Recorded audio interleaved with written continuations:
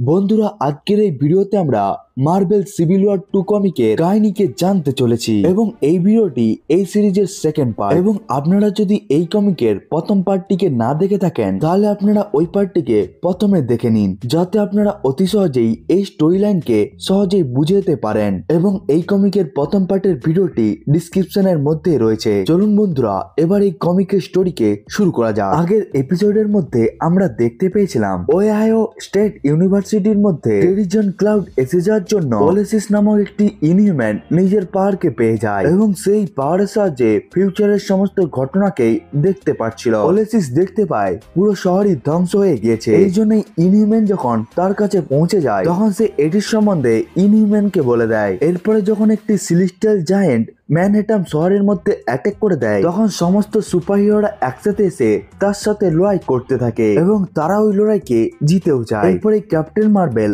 ওলেসিসকে আলটিমেটের নামক একটি টিমের মধ্যে জয়েন করিয়ে নেয়। এরপরে ওলেসিস আবার একটি দৃশ্যকে দেখতে পায় এবং ওই দৃশ্যকে ফলো করে ক্যাপ্টেন মার্বেল থ্যানোসের টিমের উপরেই অ্যাটাক করে দেয় এবং ওই লড়াইয়ের মধ্যে ক্যাপ্টেন মার্বেলের টিমের খুবই খারাপ অবস্থা হয়ে যায় এবং এই লড়াইয়ের মধ্যেই আয়রন ম্যানের বন্ধু রোডি মারা যায়। এরপরে আয়রন ম্যান যখন এটিকে জানতে পেরে যায় তখন সে রেগে গিয়ে ওলিসিসের কাছে যাওয়ার জন্য তৈরি হয়ে যায়। এবার আগের কাহিনী। রাতের সময়ের মধ্যে ইনহিউম্যানদের রাজ্য অ্যাটলান্টের মধ্যে খুবই শান্তি ছিল, কিন্তু এর কিছু পরেই ওই জায়গার মধ্যে আয়রন ম্যান এসে যায়। ওখানের মধ্যে পৌঁছে গিয়ে আয়রন ম্যান নিজেকে ইনভিজিবল করে নেয় যাতে তাকে কেউই আর দেখতে না পেতে পারে। এরপর সে নিজের ফ্রাইডের সাহায্যে ওখানের মধ্যে থাকা পুরো ম্যাপকেই চেক করে নেয় এবং সে ওলিসিসের লোকেশনকে জানতে পেরে যায়। ওলিসিসের লোকেশনকে জানতে পেরে যাওয়ার পরে আয়রন ম্যান তার কাছে পৌঁছে যায় যেখানে ওলেসিস ঘুমোচ্ছিল, কিন্তু আয়রন ম্যান কিছু করার আগেই তার পেছন দিক থেকে একটি আওয়াজ আসে, থেমে যাও, এমনটা করো না। এরপরে যখন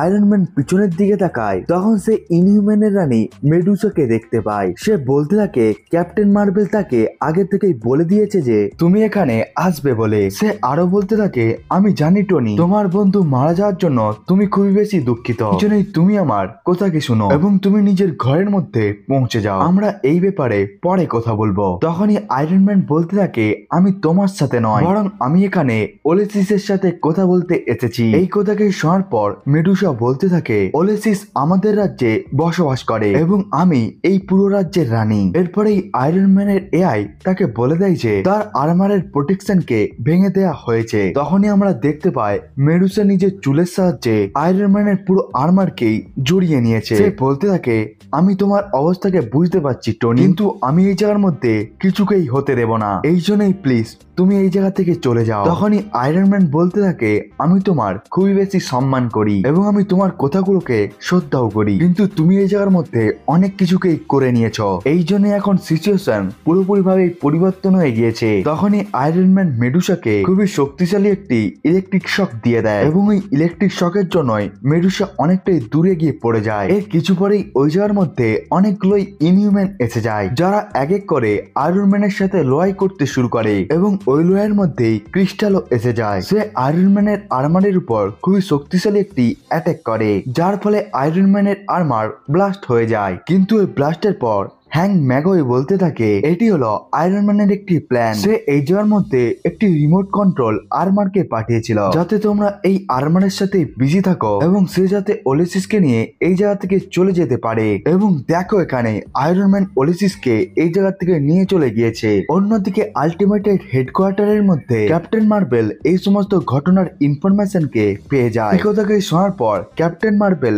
মারিয়া হিলকে বলতে থাকে আমি চাই কিছু শিল্ড এজেন্টকে স্টার্ক টাওয়ারের মধ্যে পাঠানো হোক, কারণ টনি যেই কাজটিকে করেছে তার জন্য ইনহিউম্যানরা খুবই বেশি রেগে গিয়েছে এবং তারা সোজা স্টার্ক টাওয়ারের মধ্যেই অ্যাটাক করবে। এই জন্য আমাদেরকে এই সিচুয়েশনকে আটকাতে হবে। এর পরের সিনে আমরা স্টার্ক টাওয়ারকে দেখতে পাই যেখানে মেডুসার সাথে সাথে তার সমস্ত ইনহিউম্যানরাই এখানে এসে যায়। ওদের মধ্যে একটি ইনহিউম্যান যার নাম ছিল ক্যাডেক, সে স্টার্ক টাওয়ারকে ভাঙার চেষ্টা করতে থাকে, কিন্তু সে কিছু করার আগেই ওই জায়গার মধ্যে আওয়াজ এসে যায় যে থেমে যাও। তারা যখন যখন এই কথাটিকে শোনার পর পেছনের দিকে তাকায় তখন তারা ক্যাপ্টেন মার্ভেলের সাথে সাথে অনেকগুলোই অ্যাভেঞ্জার্স কে দেখতে পায়, যারা ওখানে শিল্ডের এজেন্টদের সাথে এসেছিল। ওখানে এসে ক্যাপ্টেন মার্ভেল মেডুসাকে বলতে থাকে, থেমে যাও তুমি, এই সমস্ত কিছুকে করার কোন রকম দরকার নেই। এখান থেকে আগে আমরা সবকিছুকে সামলিয়ে নেব এবং আমরা তোমাকে প্রমিস করছি যে আমরা তোমাদেরকে ওলিসিসকে দিয়ে দিব। এর আগে ব্ল্যাক প্যান্থার মেডুসাকে বলতে থাকে, হ্যাঁ সিচুয়েশনকে আর অত বাড়িও না, এখান থেকে আগে আমরা সবকিছুকে সামলিয়ে নেব। এরপরে মেডুসা বলতে থাকে, টনি স্টার্ক যখন আমাদের আয়ারল্যান্ডের উপর অ্যাটাক করেছিল তখন তো তোমরা কেউই আসনি তাকে আটকানোর জন্য, কিন্তু আমরা যখন এখানে অ্যাটাক করতে এসেছি তখন তোমরা সবাই এসে গিয়েছো আমাদেরকে আটকানোর জন্য। এর রেসপন্সে ক্যাপ্টেন মার্ভেল বলতে থাকে, আমরা আসলে জানতাম না যে টনি এমনটা করবে বলে, কিন্তু তুমি কোন রকম চিন্তা করো না, আমাদেরকে শুধুমাত্র একটি সুযোগ দাও, আমরা এখান থেকে সবকিছুকে সামলিয়ে নেব। এরপরে আমরা ওলিসিসকে দেখতে পাই, যে স্টার্ক টাওয়ারের মধ্যে টনি স্টার্কের সাথে ছিল। ওলিসিসের যখন চোখ খুলে যায় তখনই টনি স্টার্ক রেগে গিয়ে তাকে দেখতে থাকে এবং যখন ওলিসিস টনি স্টার্ককে জিজ্ঞাসা করতে থাকে সে তার সাথে এমনটা কেন করছে, তখনই টনি স্টার্ক তাকে বলতে থাকে, আমার বন্ধু রোডি এখন মারা গিয়েছে, সে আসলে খুবই ভালো একটি সুপারহিরো ছিল, কিন্তু সে একটি এমন মিশনের মধ্যে মারা গিয়েছে যে মিশনের সম্বন্ধে তার কিছু জানাই উচিত ছিল না, কিন্তু এই মিশনকে তুমি বলেছিলে, সে আসলে তোমার বলা মিশনের মধ্যে মারা গিয়েছিল। এই কথাকে শোনার পর ওলিসিস বলতে থাকে, আমি কাউকেও কোনো জায়গার মধ্যে পাঠাইনি, আপনি আমাকে এই জায়গা থেকে ছেড়ে দিন। কিন্তু টনি স্টার্ক ওলিসিসের মাথার মধ্যে কিছু পালস ডিটেক্টরকে লাগিয়ে দেয় এবং সে ওলিসিসের ব্রেনকে নিজের কম্পিউটারের সাথে অ্যাটাচ করে নেয়। এরপরে টনির মনিটরের সামনে ওলিসিসের ব্রেনের সমস্ত ফাংশনই এসে যায়। এটিকে দেখার পর টনি বলতে থাকে, দেখাও আমাকে তোমার পাওয়ার কেমন ভাবে কাজ করে। এই কথাকে শোনার পর ওলিসিস বলতে থাকে, এর উপরে আমার কোন রকম কন্ট্রোল নেই, আমি আপনি এই সমস্ত দৃশ্যগুলোকে দেখতে পাই এবং আমার এইসবের উপর কোন রকম কন্ট্রোলই নেই। এরপরে ফ্রাইডে টনি স্টার্ককে বলতে থাকে, আমাকে ওলিসিসের মাইন্ড থেকে কিছু ডাটা চাই, এই জন্য আপনি তাকে মারুন।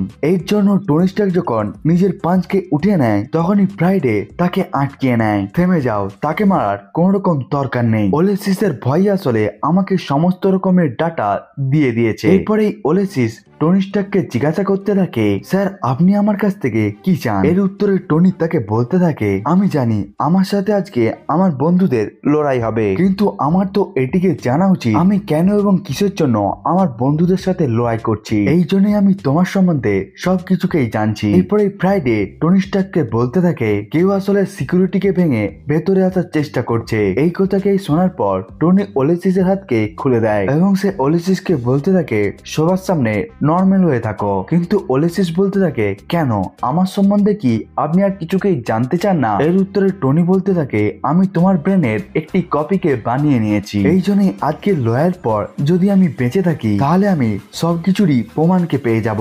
এখন তুমি এমন জিনিসকে দেখাবে যেমন আমরা খেলছিলাম। এর কিছু সময় পরেই ওই জায়গার দেওয়াল ভেঙে যায়। এখানে আমরা দেখতে পাই অ্যাভেঞ্জার্স এবং ইনহিউম্যানদেরকে। ওখানে ক্যাপ্টেন মার্ভেল টনিকে বলতে থাকে, টনি তুমি ফালতুই এই সমস্ত ড্রামাকে ক্রিয়েট করছো। কিন্তু এই কথাকে শোনার পর টনি বলতে থাকে, ড্রামা আসলে আমি করছি না তুমি করছো, তোমরা তো আসলে সবাই জানো আমাদের বন্ধুদের সাথে কি ঘটেছে, এমনকি তোমরা এটিকেও জানো যে রোডি এখন আমাদের সাথে নেই। কিন্তু এমনটা আসলে কেন ঘটলো? কারণ ক্যারল ফিউচারকে কন্ট্রোল করতে চেয়েছিল। কিন্তু টনিকে থামিয়ে ফ্যালকন বলতে থাকে, টনি তুমি একটি বাচ্চাকে কিডন্যাপ করেছো এবং এরপরে তুমি তার উপরে টর্চার করেছো। এরপরে টনি স্টার্ক হেসে ওলিসিসের কাঁধের মধ্যে হাত দিয়ে বলতে থাকে, আমি কাউকেও আসলে কোন রকম টর্চার করিনি। ওলিসিস তুমি সবাইকেই বলো আমরা তো আসলে খেলছিলাম। কিন্তু ওলিসিস বলতে থাকে, টনি স্টার্ক তার উপরে টর্চার করেছে। এই কথাকে শোনার পর ক্যাপ্টেন মার্ভেল টনিকে বলতে থাকে, টনি আমার মনে হচ্ছে তোমার মাইন্ড খারাপ হয়ে গিয়েছে। কিন্তু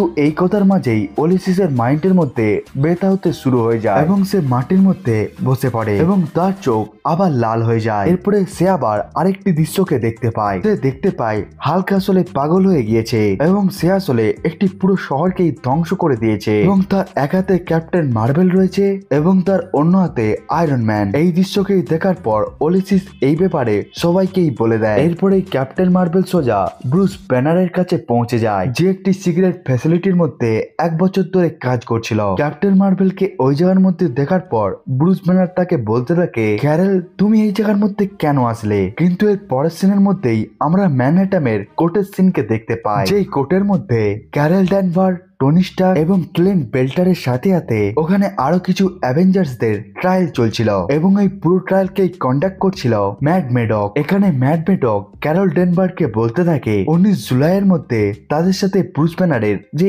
ঘটনাটি ঘটেছে সে যেন এটির সম্বন্ধে কোর্টকে সমস্ত কিছুই বলে দেয়। এরপরে ক্যারল ডেনভার কোর্টকে বলতে থাকে, ওই দিন আমি ব্রুস ব্যানারের সাথে দেখা করার জন্য গিয়েছিলাম এবং এরপরে আমরা ওই দিনের দৃশ্যকে দেখতে পাই। এখানে ক্যাপ্টেন মার্বেল ব্রুস ব্যানারকে জিজ্ঞাসা করে, ব্রুস ব্যানার আপনি কোন জিনিসটিকে নিয়ে রিসার্চ করছেন সেটিকে কি আপনি আমাকে বলতে পারেন? এই কথাকে শোনার পর ব্রুস ব্যানার বলতে থাকে, তুমি আমার সিক্রেট রিসার্চ সেন্টারের মধ্যে কেন আসলে?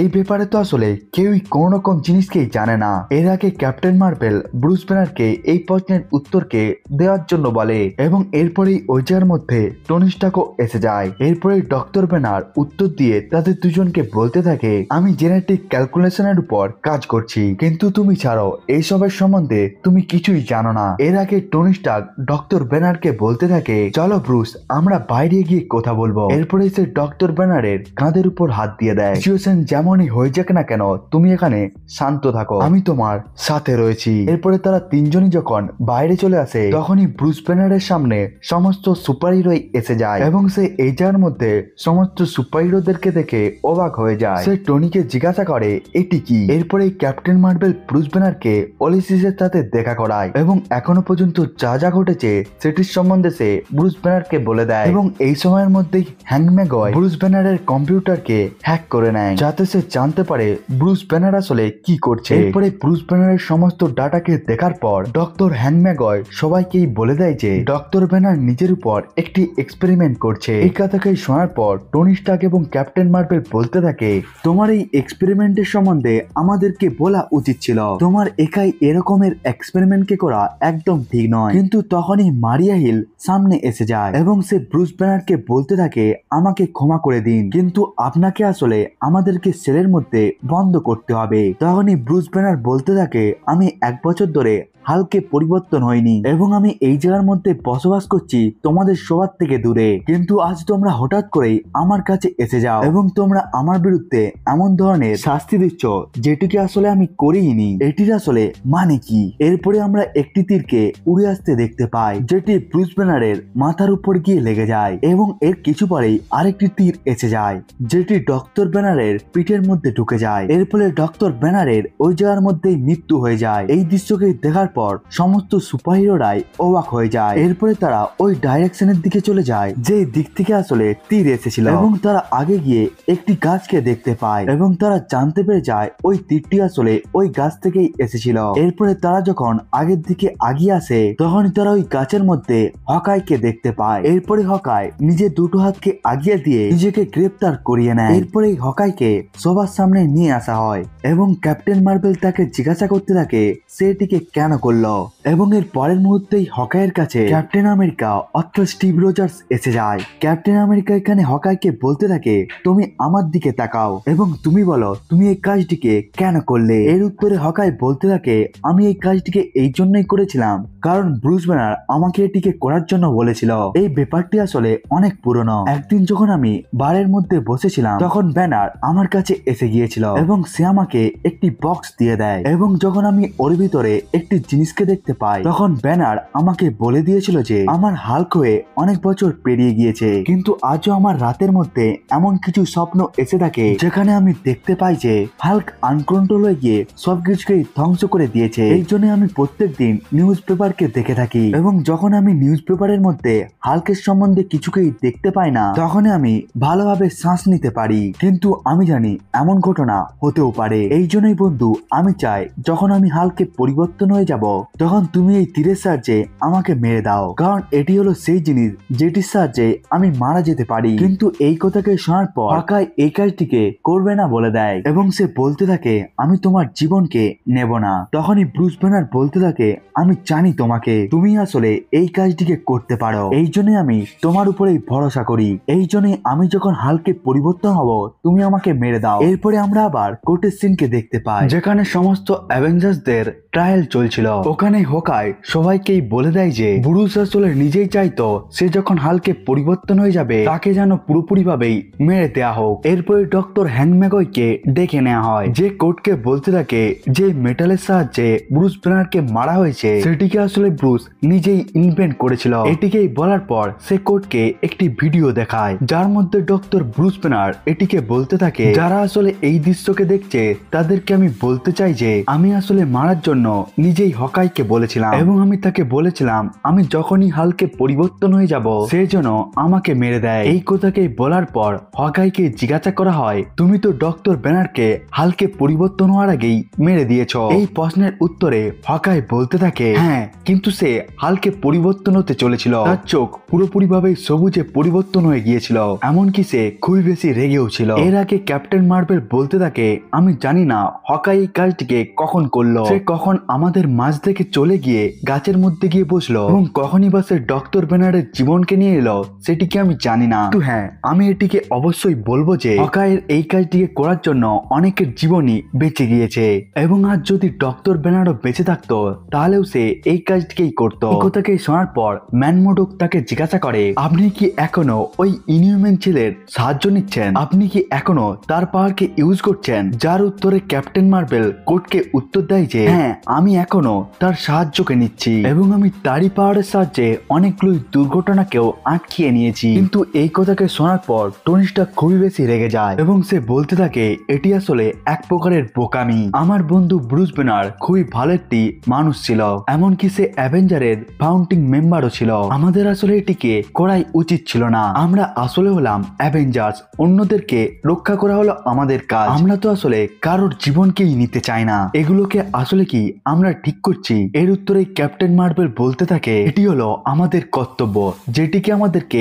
মেনে চলতেই হবে। এরপরেই ওই ট্রায়ালকে এই জায়গার মধ্যেই শেষ করে দেওয়া হয়। এরপরেই জাজ কোর্টের মধ্যে বলে দেয় যে সে এটির সিদ্ধান্তকে কয়েকদিন পরে দিবে। এরপরেই তাদের সবাইকেই ওখান থেকে চলে যেতে দেয়া হয়। এরপরে আমরা টনি স্টার্ককে দেখতে পাই, যে নিজের ল্যাবের মধ্যে দুঃখী হয়ে বসেছিল এবং সে নিজের হেলমেটকে নিয়ে কিছু চিন্তা করছিল, কিন্তু তখনই তার অ্যাসিস্ট্যান্ট তার কাছে পৌঁছে যায় এবং সে বলতে থাকে কোর্টের আসলে সিদ্ধান্ত আসতে চলেছে, কিন্তু টনি কোর্টের সিদ্ধান্তকে নিয়ে একটু মাত্র চিন্তাই ছিল না, এই জন্য সে ওই জায়গার মধ্যে নর্মাল ভাবেই বসেছিল। কিন্তু এর পরের মুহূর্তেই ফ্রাইডে তাকে বলতে থাকে যে সে ওলেসিসের ব্রেন অ্যাক্টিভিটির ক্যালকুলেশনকে করে নিয়েছে এবং এখন তার সামনে রেজাল্টও এসে গিয়েছে। এই কথাকে শোনার পর টনি স্টার্ক বলতে থাকে, ও আচ্ছা, তাহলে আমাকে রেজাল্ট দেখাও। এরপরে ফ্রাইডে যখন তাকে রেজাল্ট দেখিয়ে দেয় তখন টনি স্টার্ক পুরোপুরি ভাবেই অবাক হয়ে যায়। টনি স্টার্ক আসলে ওই জায়গার মধ্যে কি দেখলো এবং এরপরে কি কি ঘটতে চলেছে সেটিকে আপনারা এই কমিকের